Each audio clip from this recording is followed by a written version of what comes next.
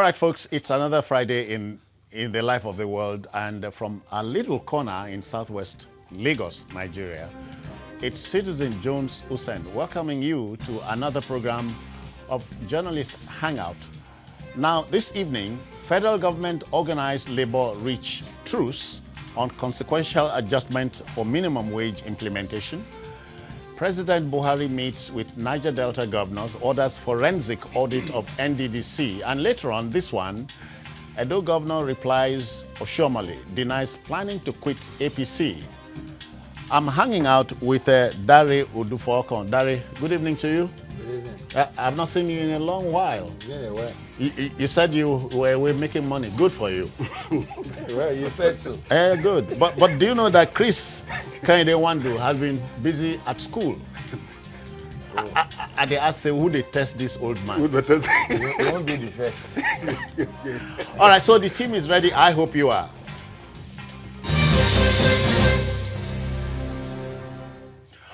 You know, the meeting was consuming and intense, but after 7 hours, the federal government team and that of organized labor agreed to a template on the consequential adjustments for the 30,000 naira minimum wage quandary. The truce was announced by Minister of State, Labor and Employment, Mr. Festus Keyamo, on his Twitter handle. A new table of what government is offering indicates a 23.2% salary adjustment for officers on level 7, 20% for level 8 officers, and 19% for those on level 9. Now, the rest are as follows. Level 10 to 14 officers would earn a 16% adjustment, and the last category, levels 15 to 17, have a 14% improvement on their salaries.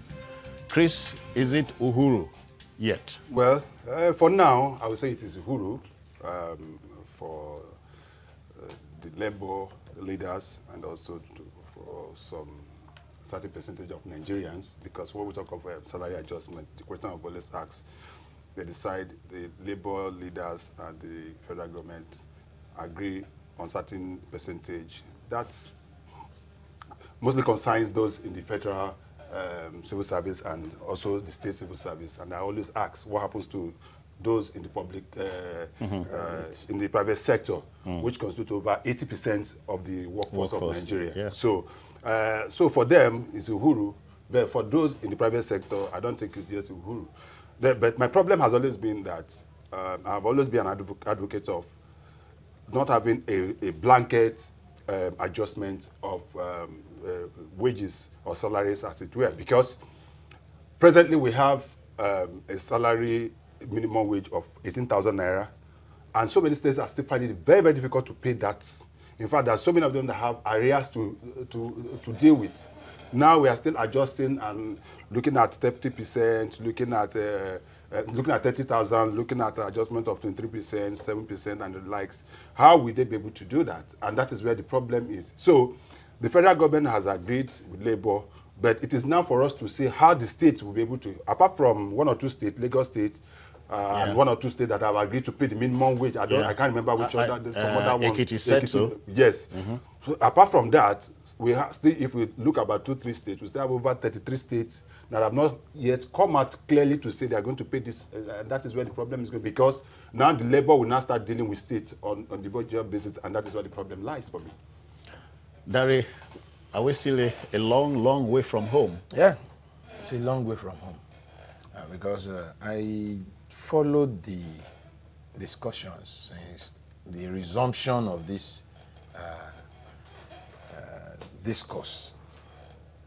And I can tell you that all I saw all along and still see federal government delegation and labor delegation.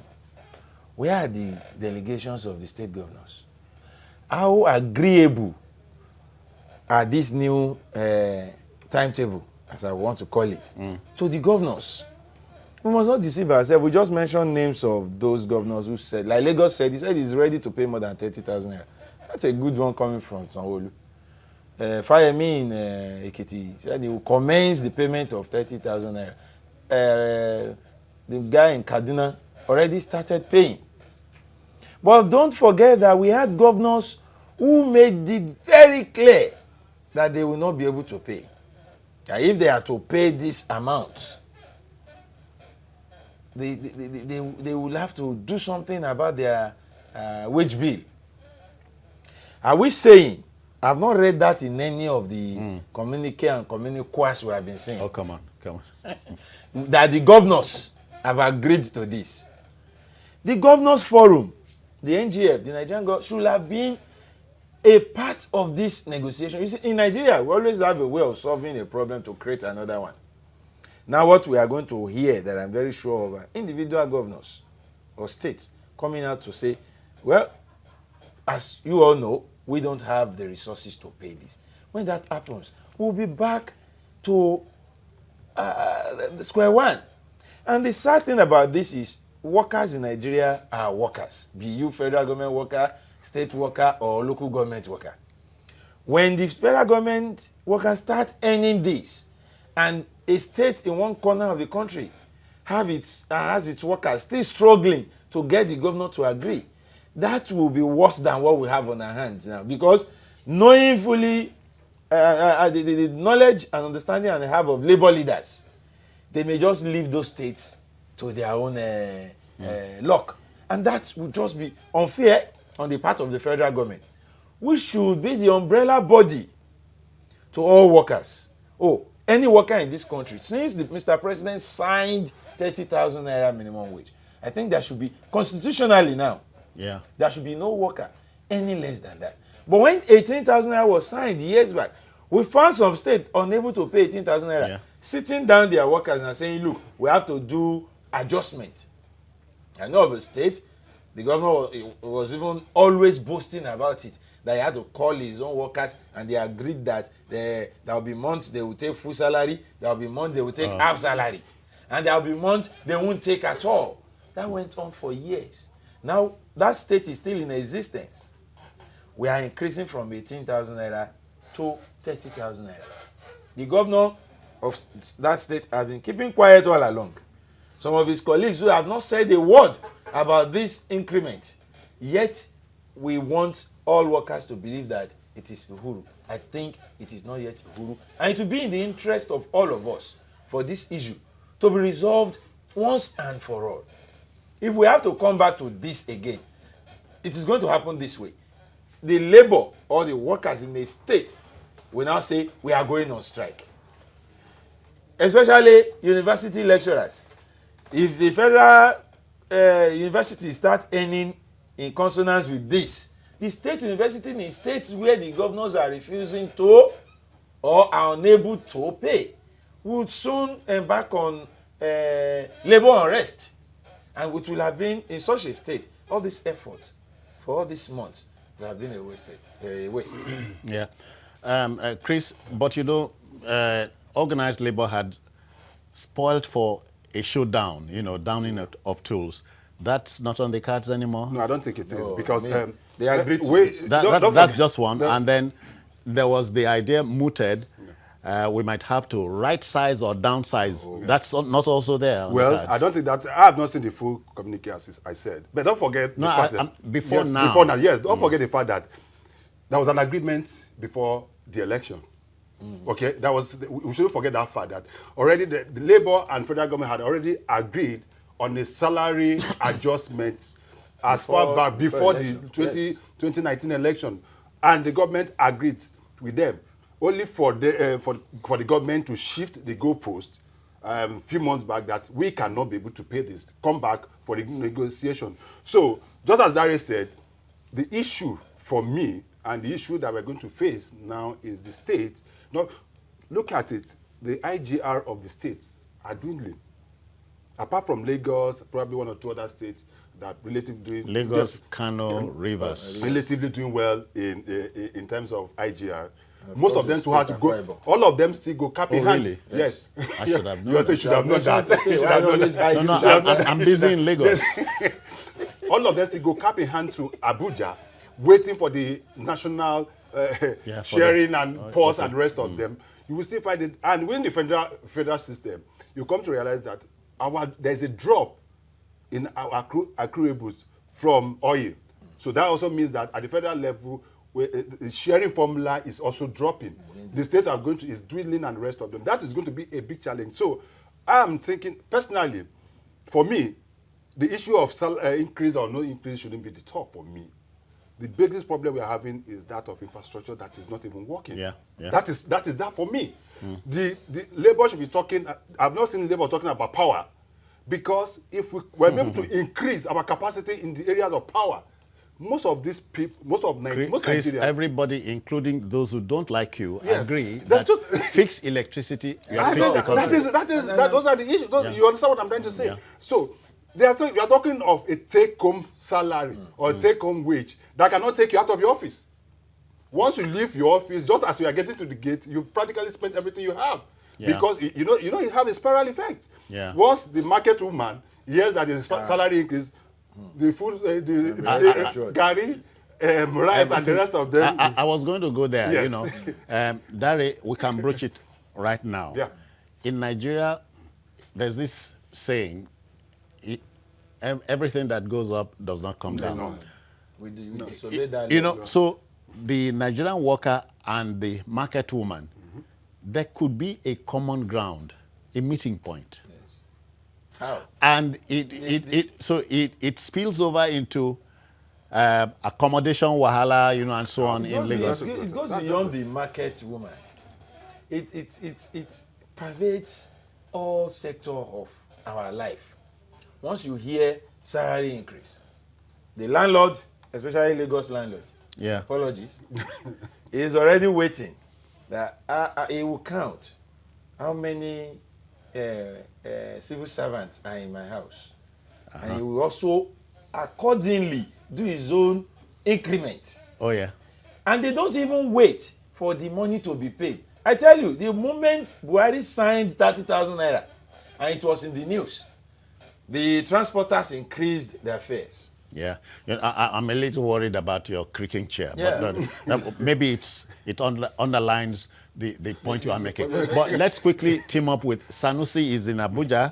Sanusi, thank you for holding on. Good evening to you. Good evening, sir. Yes, sir. As I have said, my name is Sanusi Idris Barrow. Okay. I'm just watching you live from Abuja. Good. I have really understood the point you're talking about regarding minimum wage. But since the time these issues are rising, even though I'm not economically, what I'm thinking, when you compare the number of unemployment, that is the graduate students who are on the ground waiting for jobs, Yeah. also compare with the total number of employment, you understand? And also when you look at the effect, minimum increment, minimum wage has a side effect. You understand? Once the government increases minimum wages, the market, everything good and private will be increasing.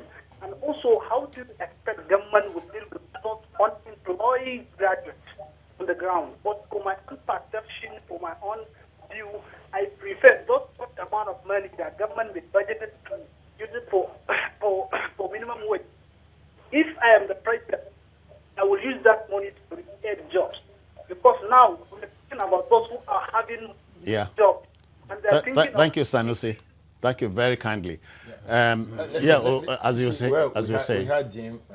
While we hope to create jobs, we must not lose sight of taking care of those who are working. It's important.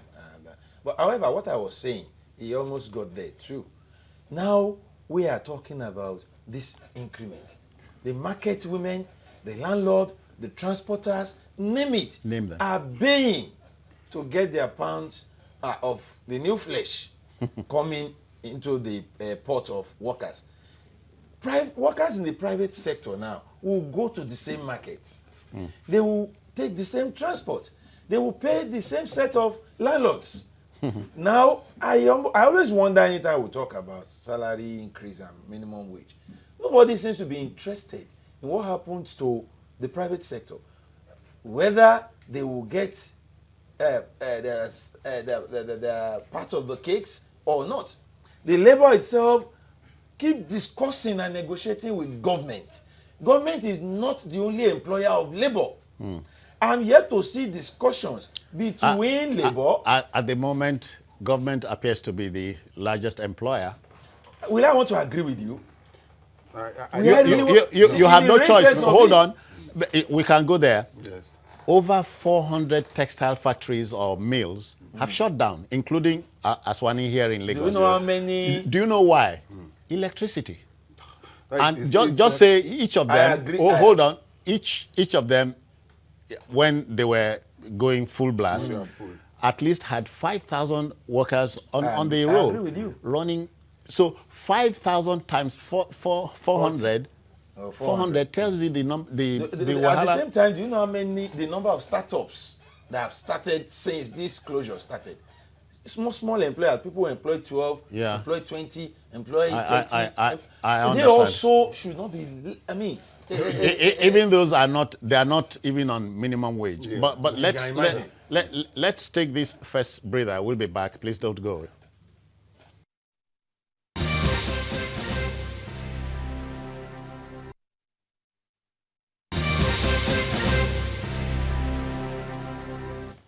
Okay, welcome back. Now, it's still on the national minimum wage. Gentlemen, let's go back there. Level 7 has a 23.2% increase. Yes. Level 7. And level 8 officers, 20%, 19% for those on level 9. All right.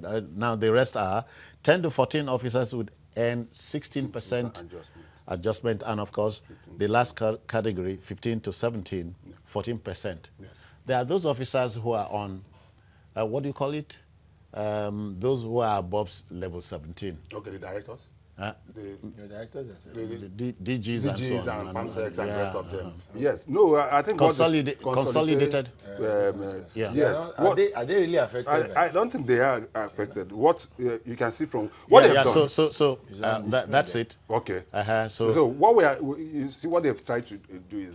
You can see from where they started is from level 07. Yeah. Okay. That means from those from level 01 to 6. That has been 30%. That has been set to 30,000.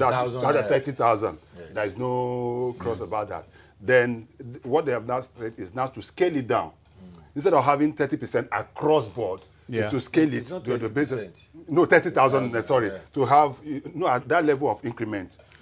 Compared to, that's over close to about 80%, because it was 18,000. Are people still on level 01? Of course, that will be. Of course, that O2. Of course, that will. That will be. Definitely.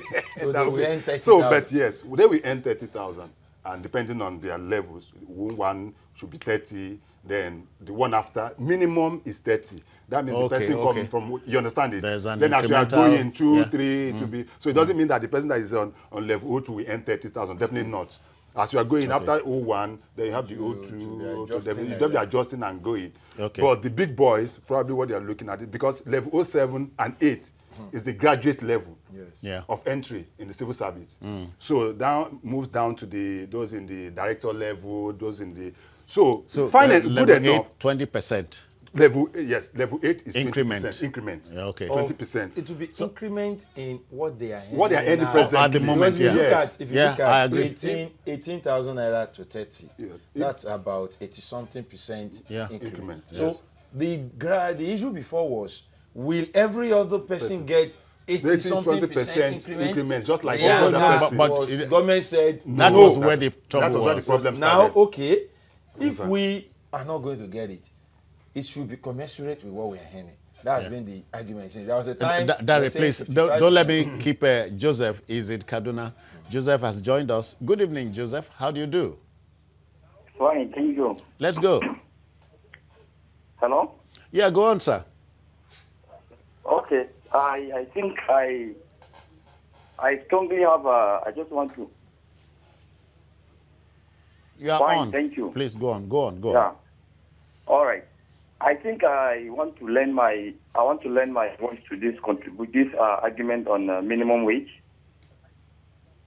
Okay. Well, what just let on talking, please. Don't halt. Labor should spend more time in fighting for government to make the economy better than always fighting for this increase in minimum wage. Because most of the times, you discover that what is being given to them, most of the times, what is being increased is not even enough to solve some of these problems that you have.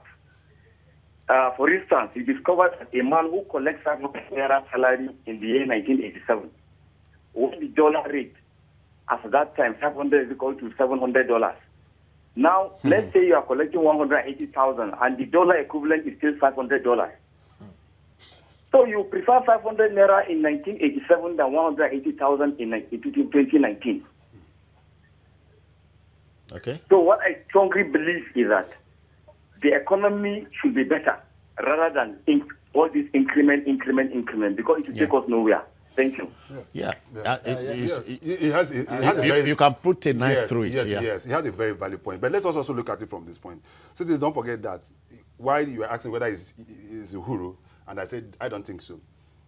Current indices also shows that irrespective of whatever increment that labor is getting, there are other factors that are coming in that will deplete that. One, look at the current rate of taxation that is ongoing.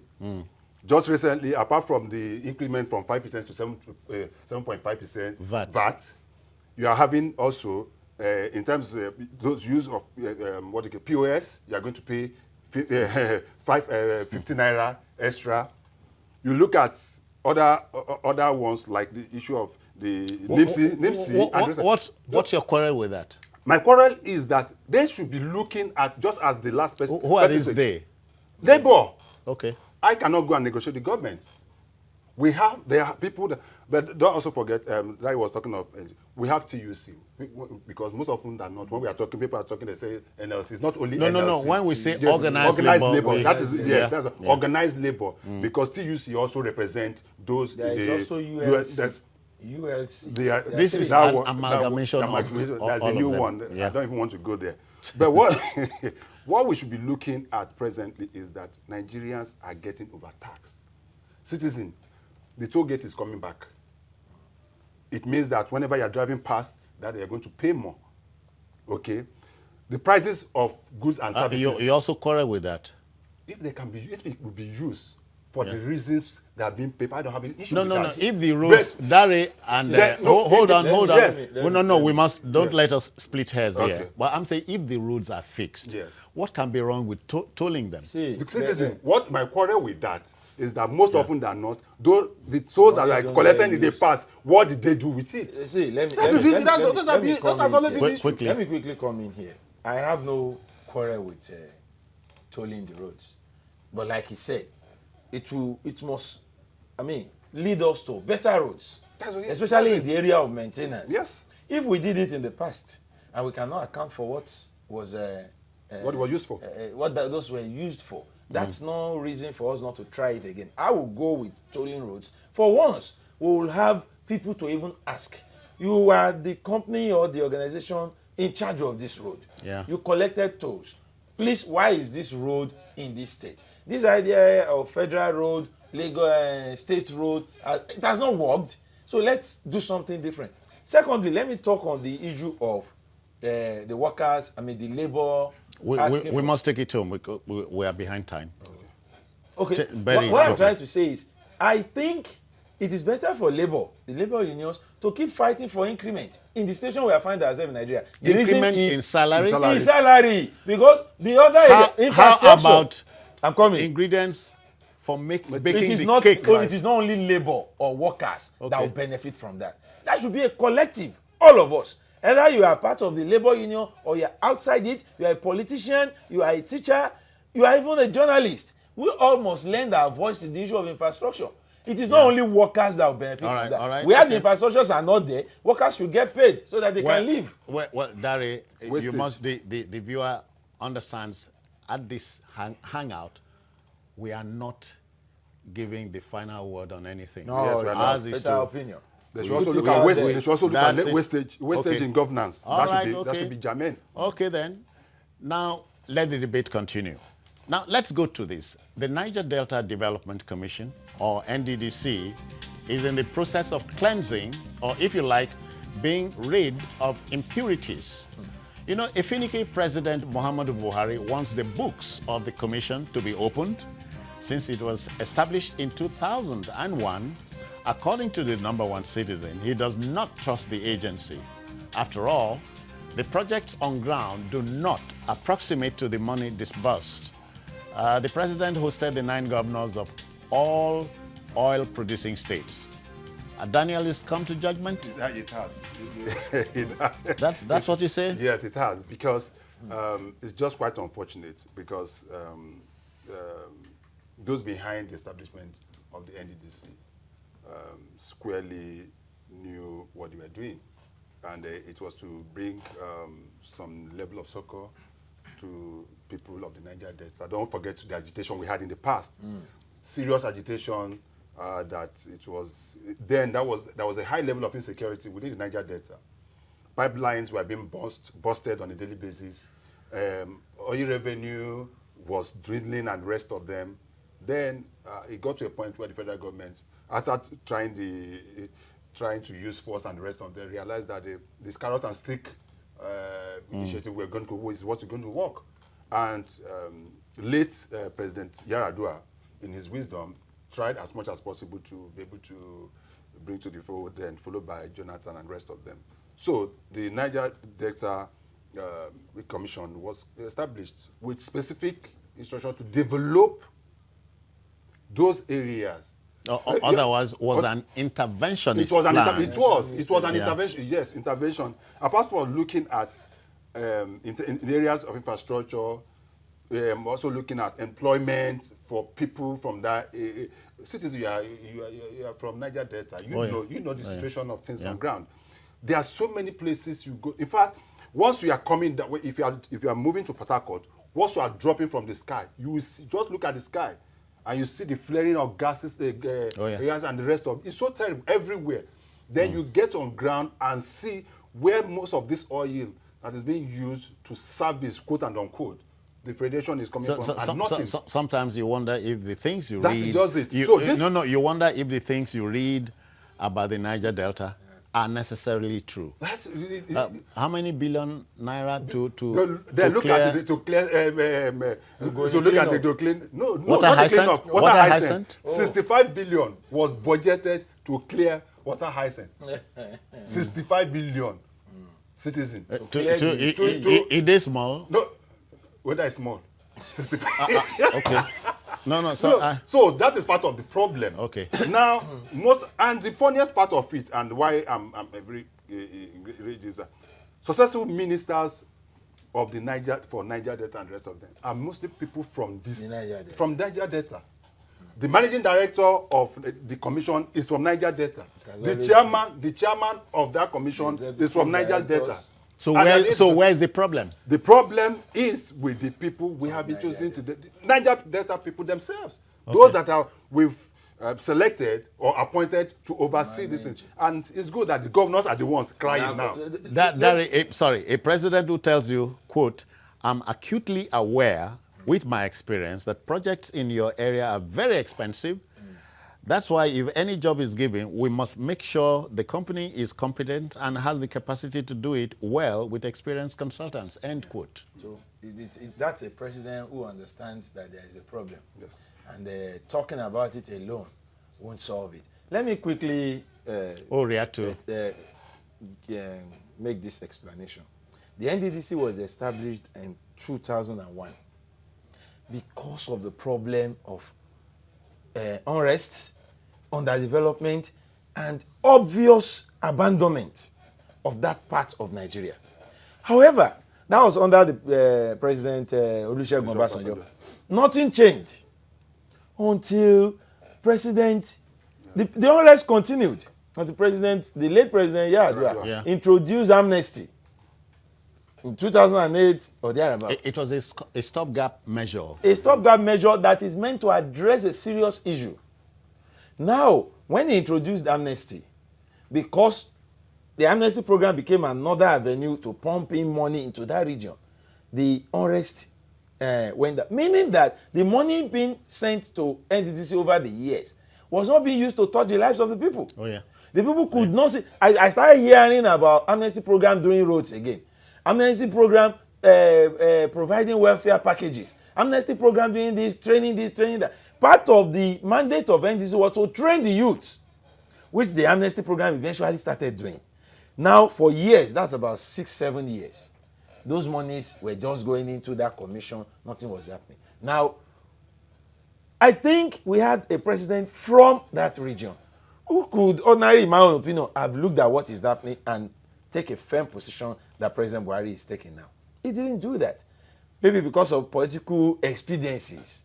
But the truth of the matter is that the NDDC became some sort of drain pipe where people say, I'm glad that the governors are talking now. And then, you see, this started immediately. A former governor from the region became a minister in that ministry. He understands what has been happening. From day one, he picked quarrel with the NDDC. At the point, he said, stop all forms of contracts. Later, he said, don't employ. After a while, he kept picking issues until he came to the hearing of Mr. President. And everybody is now interested in looking at what has been happening.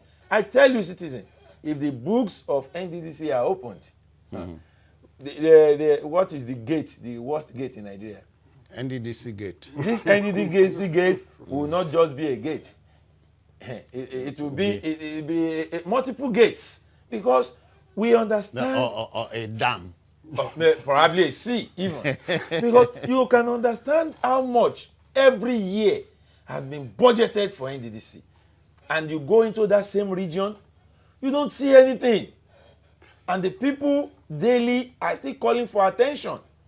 NDDC has been there over the years. The Ogoni mess continued. Now we are in 2019, we are still talking about a cleanup. It is this same administration that took the first step to say, okay, we have to save the situation. It's not just so what has NDDC been doing?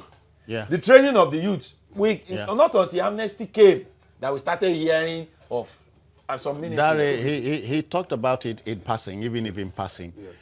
A president, commander-in-chief from that region was at the helm close to 6 years. Yes. And what we had chiefly, big guys, in quotes, who became bigger and richer than the region. Yes, Dari talked about the amnesty. But don't forget that even the amnesty, we have issue with amnesty now. Because if you look at the former chief in charge of amnesty is currently facing EFCC. Yes, he's currently facing a lot of allegations and the rest of them. And that is to tell you the road that has gone through. It is not just the Niger. Most often than people make the mistake that the NDDC is just about the Niger Delta. It's not about the Niger Delta. There are other states like Abia. No, there are 9. Nine in all. Yes, that's what I'm saying. That oil producing states. It is oil producing, not just Niger Delta. So that people, assume that Abia is part of that. I think that Ondo is also Ondo is part of that. Your state not there. Imo, I don't know whether we have a little part of thinking. Even Edo. Yes, but the problem, I am happy that the president is coming out now, and this is going to be a wake-up call for not only for that agency, but also other ones that are coming up. Don't forget that the north, we're having another one coming up in the north. Yes, there's one that's been created that was just passing to law for the northeast. Northeast Development Commission. Because why we are saying this is that we also realize the problem we have with IDPs. We are talking of just Niger Delta. Money we are budgeted for the IDPs in the north. And some people just siphoned it. Don't forget what happened to the former secretary SGF that decided to use over 250 million and the rest of them to clear bush. It is an endemic problem that we are facing.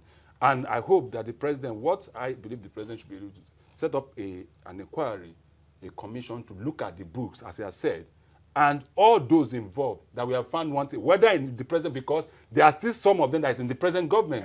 Any of them that is found wanting should be able to face the book. Okay, we have a gentleman reaching us from Taraba State. Bobby is here. Good evening to you, Bobby. Yeah, hello, citizen. I greet you, sir. Yeah. Barry, good evening to you too, bro. Good evening. And Chris Wandu. I'm Chris Wandu. Yeah, good evening, guys. Thank you very much. Mr. Jones, Yep. I beg, let's just get this thing straight. Nigeria, we have the resources. Let's just be realistic, sir. We have the resources that we can pay any kind of minimum wage.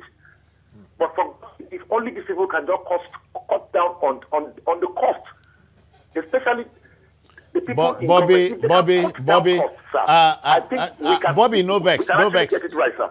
Let's look at NDDC. It is, yes, sir. As they talk, now part of it Yes. too. I'm sorry. okay. Part of this. Now part of it, you know. Part of it. So, as I was saying, there's need for us to have a holistic. And if you look at even the budget, the present budget presented to the National Assembly by the President recently, if you see the chunk of the budget, also is going to the NDDC, it's going to the Niger Delta. Yeah. If you look at that chunk, I was shocked to see the amount. But when you go on ground, there's nothing to show within the Niger Delta that anything has been spent. Look at even the road, the east-west road. Have you, citizens, have you gone on that road? You need to see. You need to go to that road to see that road. We were very happy when it appeared the last but one government attempted to go to work on the east-west road, because if the road is okay, I would have no problem with, bothering about Owerri coming you know, the man going to cross river, just bypass Owerri. But the truth of the matter with NDDC and such agency is that over the years, it appears they have become some form of ports where we keep some things to go through the back and get them divert. What has been happening there by the time the probe starts will be closer to diversion of public funds than actual stealing, like we were taught. You know, some stealing actually not corruption. Because when you are heading an agency with clear-cut assignments and you get the money, the NDDC also defends its budgets, and you go there, you defend the budget, we will do this road, we will do this road. Your brother is here. He's in Lagos. Ola is his name. I greet you. Ola, welcome. Hello. Yes, sir. Yeah, good afternoon. Can you hear me? Yes, we can hear you. We are hearing. Yeah, it's unfortunate. But shown down long. Let's go. Hello? Go on, sir. We are listening. Yeah, I said it's unfortunate that we still discuss this kind of issue in that region.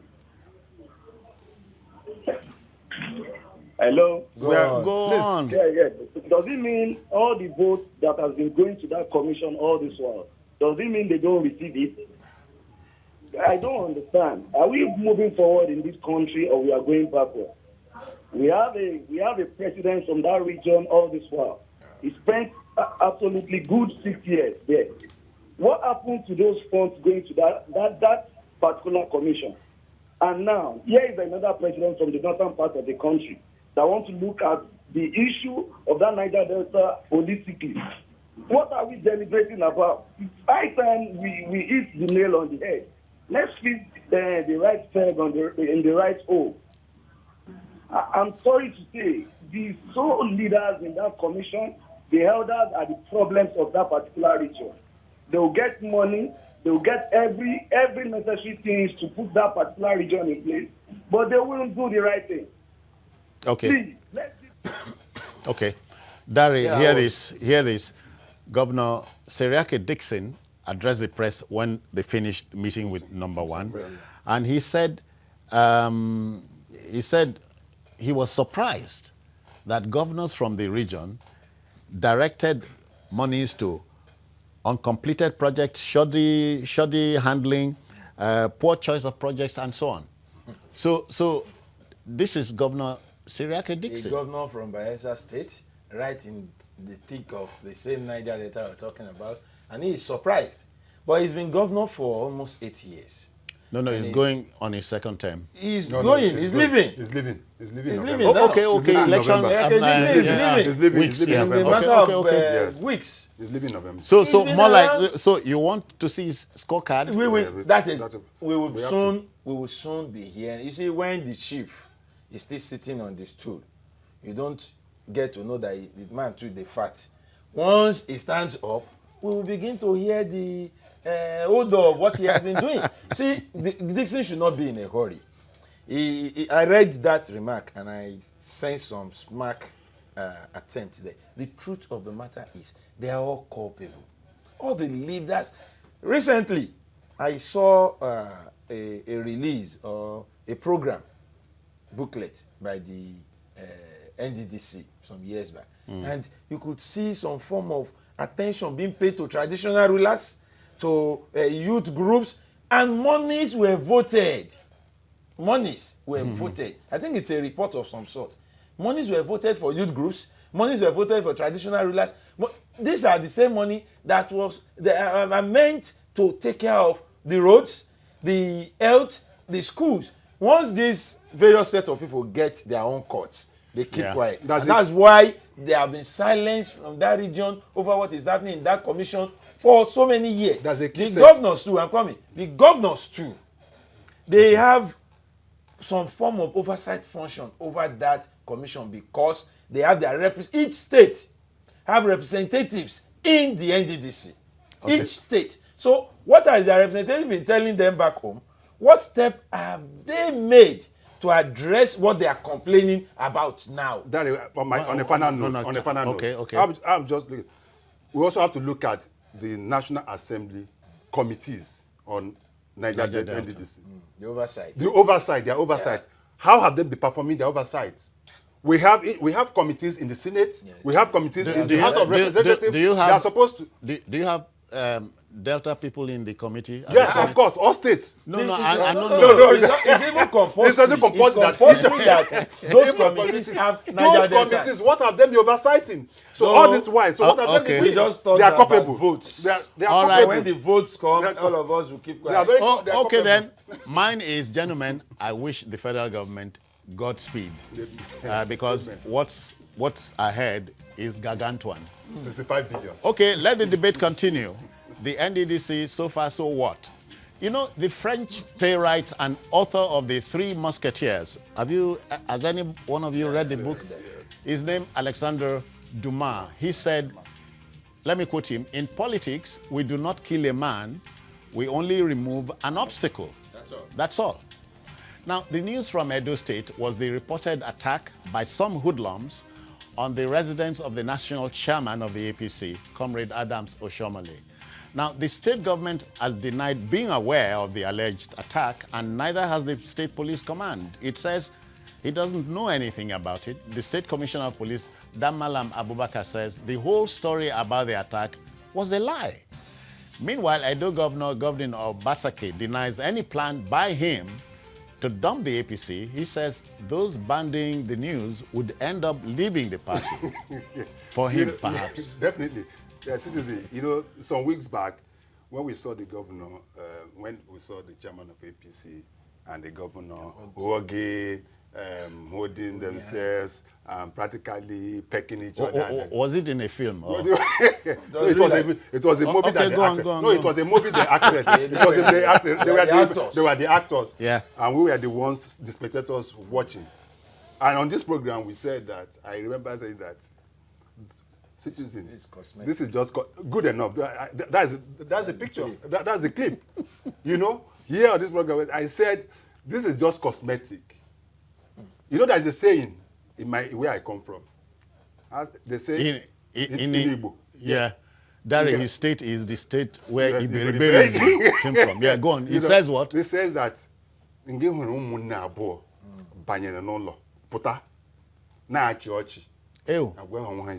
Okay. Is there a meaning? Yes, a meaning.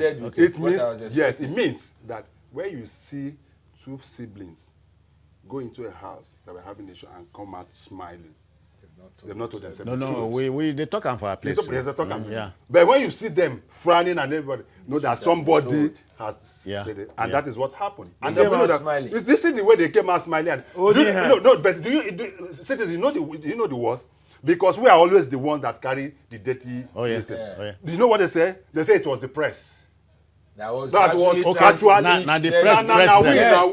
We were the yes. the chairman of APC. They both said so. Both of them said that it was the it was president. the media the media world. The story was a now, after that, Adam Soshemele granted an interview. After a few days after, he granted an interview to a television station where he now said, even it was only one commissioner that I nominated, even that one has been sacked, and the rest of them. And that is where the issue is. Now, what is the problem? Is the second term of the governor. The governor is fighting a race for his life and for his office. Yeah. Second term. And if you are in his position, I don't think you would have done otherwise, because the problem he had from ab initio was that from the onset, the number of members of the House of Assembly did not favor his camp. And that is why he did everything possible to make sure. You saw the day they were inaugurating this. Some were wearing shorts. Some wore slippers. About 8 of them came and we are inaugurating. See, that is the same picture that is going on now. So the man is fighting for his life. But my problem is that I believe that the party should have come in once and for all and be able to reconcile the two, irrespective of the Anderson Shemeli is the chairman or not. Because if anything happens, it is APC that is going to lose. It has happened in several states. We have seen that happen. So yes, this we have seen that happen. And K is not taking. OBASEKI had raised the question: can anybody be governor without governing? You see, it's not happening for the first time in a state. Yeah, okay. Yes. And sincerely, maybe I will differ a bit. And I'm going to differ based on the fact that we are not running a military government. And nobody in this dispensation got into any public office elected without having a platform. And those platforms are the political parties. We are not the only country practicing party politics or party democracy.